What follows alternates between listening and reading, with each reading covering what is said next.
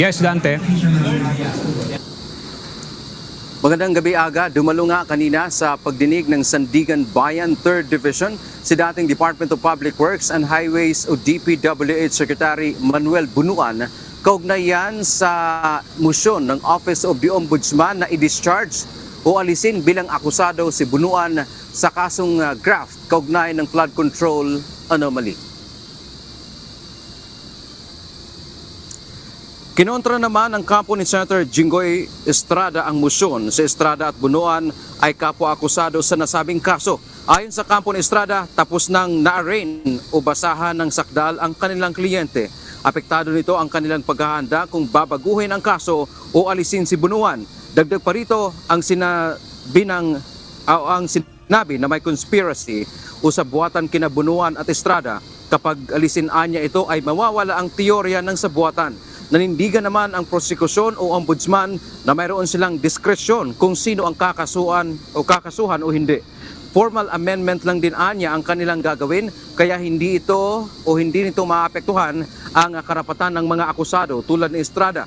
Dagdag pa ng prosekusyon, hindi krimen ang conspiracy na pinag-uusapan sa kaso kundi ito ay paraan lamang para magawa yung krimen na graft. Natanong din ng isang maestrado ng Sandigan Bayan ang ombudsman kung hindi ba aalisin si Bunuan bilang akusado ay hindi na ba magkakaroon ng conviction o wala nang mahahatulan. Hindi ito direktang sinagot ng prosekusyon.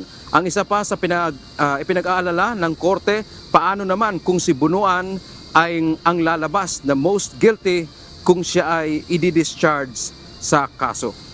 Kaugnay nga dito sa naging pagdinig kanina aga dito sa partikular sa motion ng kampo ni Senator Jinggoy Estrada ay ireresolbahin muna ng korte itong issue na ito. Sabi pa ng Sandigan Bayan 2nd Division, maglalabas sila ng full-blown resolution dito.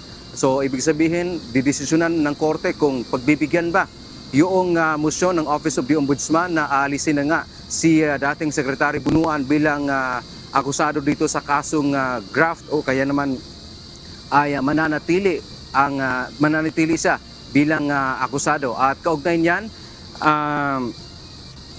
nakatakda naman ang pre-trial dito sa kaso ni Bunuan at ni Senator Jinggoy Estrada sa darating na August 4 at kung hindi pa matatapos ay naasahan na magsasagawa muli sa August 11. At isa din kanina sa nilinaw aga ng kampo ni Bunuan, hindi naman state witness. Hindi siya gagawing state witness. Ang binanggit daw ng Office of the Ombudsman ay siya ay cooperating witness. So hindi state witness. At pagkatapos nga nitong hearing ngayon, inaasahan po natin na bukas ng umaga ay muling haharap itong si Secretary Bunuan sa isa pang hearing.